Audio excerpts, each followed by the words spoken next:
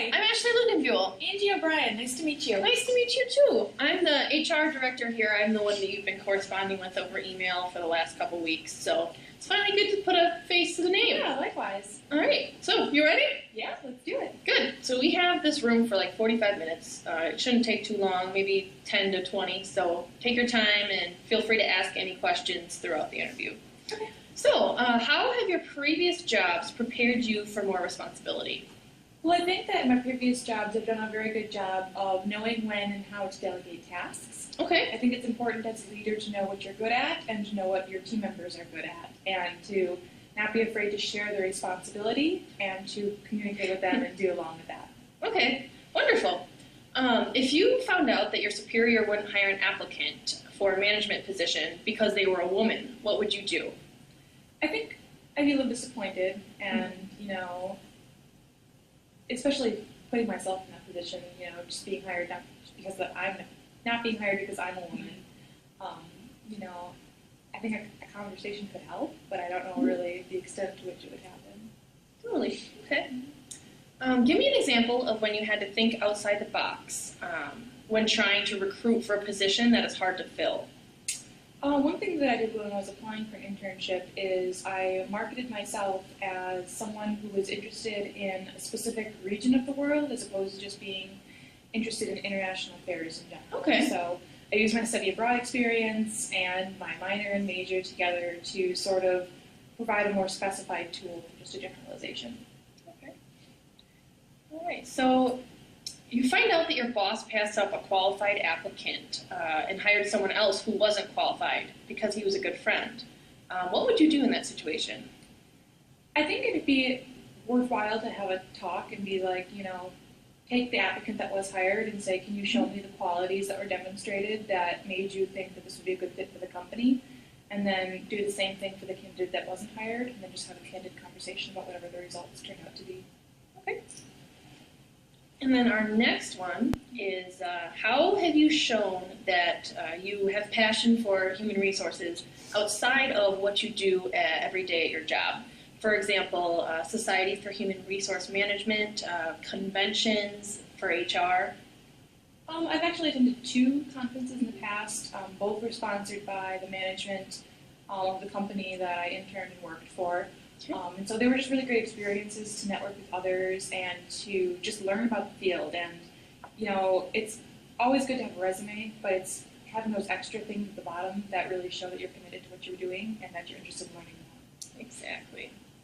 Okay, and this probably happens quite a bit in HR. I know it happens here as well. But tell me a time when you had to hire someone as a group and you did not all agree. One time in particular, it was myself and one other person against the rest of our team, and we probably stalemated our discussion for about 45 minutes, going back and forth and back and forth. And, what we found best was we all left for lunch and took a break, and when we came back, we were able to make a more reasonable list and try and figure it out that way. So it's good to just step away from it for a minute and come back and start again. Totally. Okay. Give an example of a goal you didn't reach and how you handled it.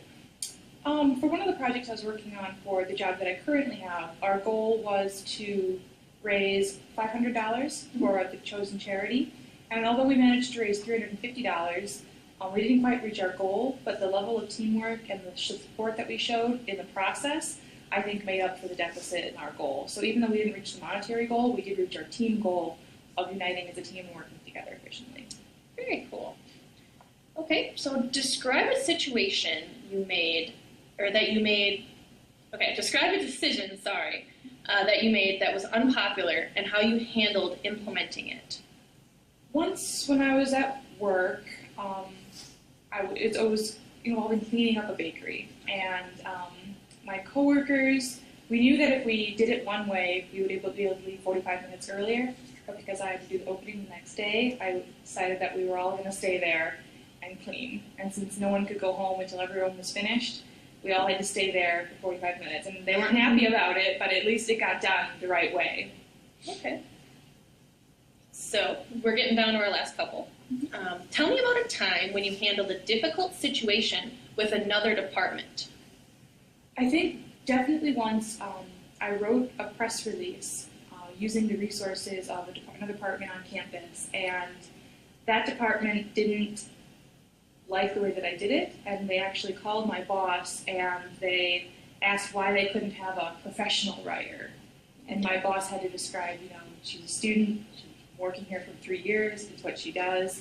And so, especially in public relations, just maintaining positivity all the time, even in the face of really harsh feedback or criticism, can help smooth things over. For sure. I know every company has a little bit of departmental, clashing sometimes. Yep. Okay, and this is our last question. I told you this was painless, not too long. What elements of this job would be new to you? I think the newest thing for me would be the opportunity to work with senior management. Positions I've had in the past have been not necessarily entry level, but definitely dealing with things on a more clerical level. So this job would give me the chance to interact with more senior management and to learn from them, and also to see the kind of leadership it takes to run a company. Wonderful. Well, it was great talking to you. Didn't take too long, and we got through everything we needed. Now, do you have any questions for me, or about the company, the job, or really any curious about anything? Just one. What does an average day look like for an employee here? An average day, usually for the corporate recruiter, like in the job description, it's really similar to that. You work with many different hiring managers, so you would be doing, of course, recruitment for those hiring managers who go out and they're the ones who will hire for the lower level jobs in the company. So you work a lot with them for most of the day. Other than that, you do a lot of training for them as well. So, thank you. Right. Anything else? No. Well, it was wonderful meeting with you. We will get back to you after we finish interviews at the end of this week for everyone. Next Thursday, you should be expecting an email towards late afternoon with our decision. All right. Thank you very much for your time. Thank you. Have a nice drive back. Thank you. You too.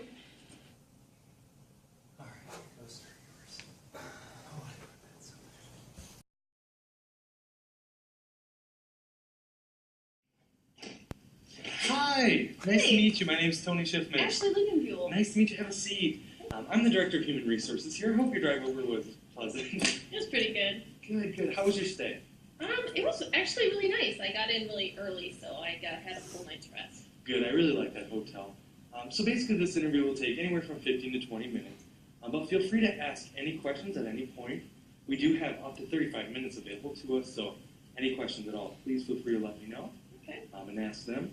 And I will ask you questions, and then you can have as much time as you need to answer them. Okay. All right. Perfect. So we'll begin. To start off with, what interests you in this corporate recruiter position here at EFCO? I really like the fact that you could advance and that I can be here for a long time. It's really important I'm with a company that I can stay with and spend my whole career advancing to new positions that would challenge me. Perfect. Thank you. Just a situational thing here. What if you found out that your superior wouldn't hire an applicant for a management position just because she was a woman, and what would you do to make that right? In this case, I would be extremely disappointed to know that I'm working for someone who has these thoughts and won't hire someone because she's a woman. But because he's my superior in the HR department, I would then probably go to another department and explain to them how bad this can be and the discrimination lawsuit that could possibly happen from it, and then I would let them take over the problem from there. Thank you. And kind of following up with that, what role do you see the corporate recruiter playing in following the EEOC and affirmative action guidelines and laws? I think that this is a huge part of their role because as accountants, they're responsible for accounting and all those laws. For marketing, they're responsible for marketing. So for human resources, I feel like that's just a big part of our role is to follow these laws, and that's our job to make sure that they get met. Can you give me an example of when you had to think outside the box when trying to recruit for a position, that was difficult to fill? Okay. This actually happens a lot because my prior job was at a factory, and factory jobs are pretty tricky to fill in a small town where everyone's kind of been in and out of there and is moving on with other careers. So we've started to look at the surrounding cities, sometimes bigger cities, and shuttling them in and giving them that extra benefit of not having to pay to commute and still have a good position with good pay. It's kind of a little added bonus. Thank you. Can you tell me about a time when you had to hire someone as a group and you didn't all agree? Okay, well, you know, as an HR professional, that this happens quite a bit.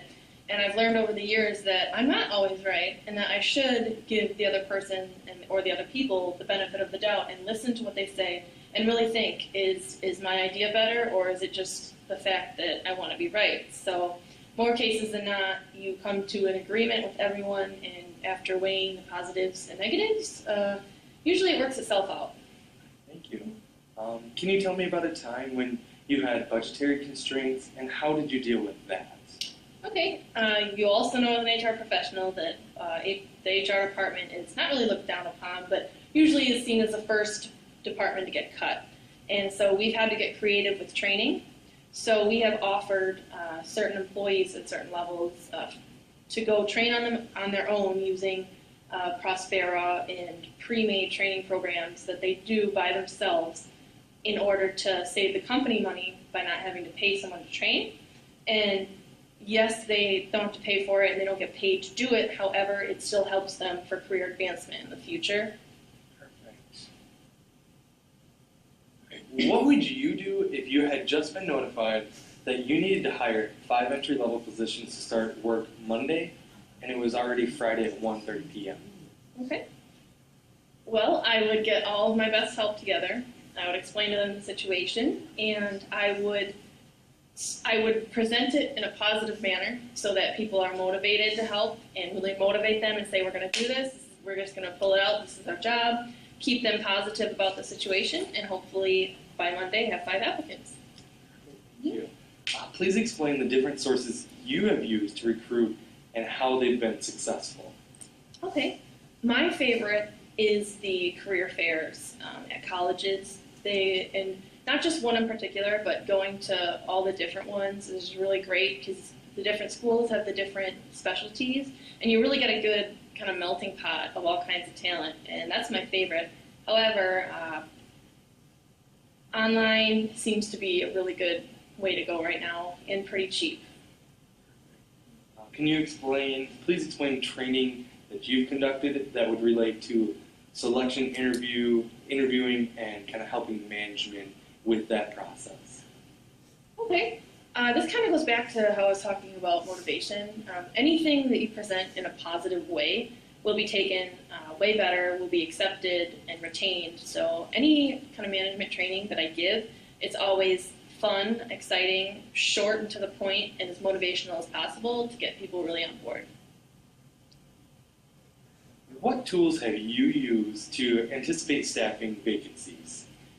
All of the companies I've been with in the past have had a really kind of new and upcoming human resource information system, and those have really helped me out because you can really graph how far people are in their careers.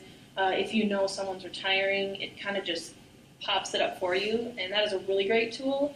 However, just getting to know your employees and spending that extra time is really the best tool. Thank you. All right, now you've answered all the questions that I had for you. Now is the time really for you to ask any questions you may have for me about the position or the company. Okay. You know, I think you pretty much answered them, and your staff that I had talked to early answered most of them. So I guess, did you need anything else from me? No, well, thank you. Just to let you kind of know where you stand from here, we'll finish up interviewing by the end of the week, by Friday, and then we'll have a selection made by next Wednesday, and we will contact you via email, just letting you know what our decision is. Wonderful. Okay, thank you so much. Well, Ashley, it's been great. I want to thank you very much for stopping in. Thank you. You're welcome.